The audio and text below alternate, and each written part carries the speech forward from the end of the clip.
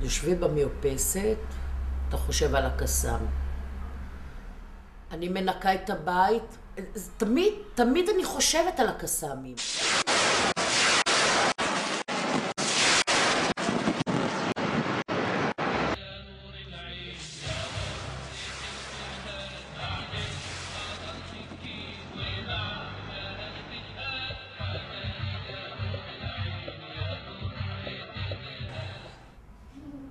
את רוצה לספר קצת על אפיק? כן. מי זה אפיק? הגן שלי.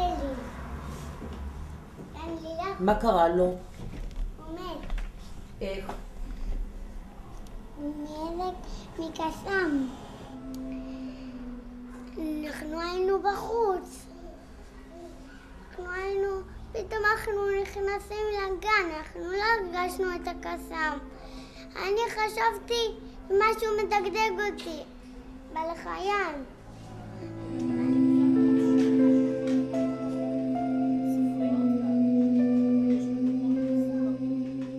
אני תמיד מסתכלת וחושבת בגן אם נופל תמיד קסאם.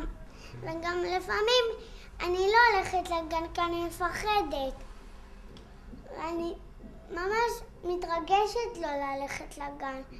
אז בסוף החלטתי שאני הולכת לגן. למה החלטת שאת הולכת לגן? אני חשבתי שנעים לי בגן. והיום הייתי גם בגן ונפל עוד פעם קסאם.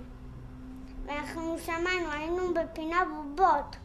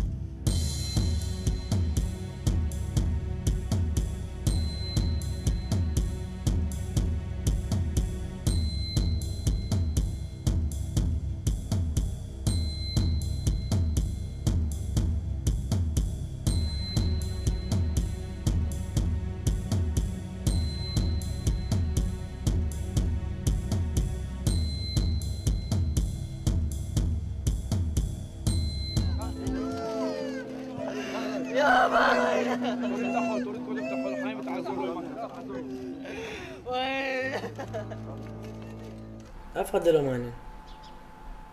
גם אם, אני לא יודע, אם לדוגמה היה נופל איזה טיל אחד בתל אביב, היו מרימים חצי עולם בשביל זה. שדרות, אתה יודע, זה פריפריה, זה לא אנשים פשוטים, אז זה לא משנה. שנתיים בעוד שנים. בן 4. יודעים רק לשחק. שיחקו בכדור לא עשו שום דבר. לא קיללו אף אחד. לא התכוונו לפגוע במישהו. ילדים קטנים, בערב חג. תכננו לשמוח. הנה, כל המועד. חגגנו את האבל הקשה.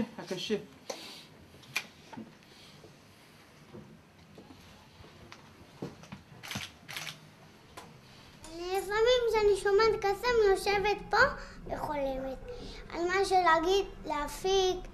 להגיד משהו לאלוהים שיפסיק כבר עם הקסאמים.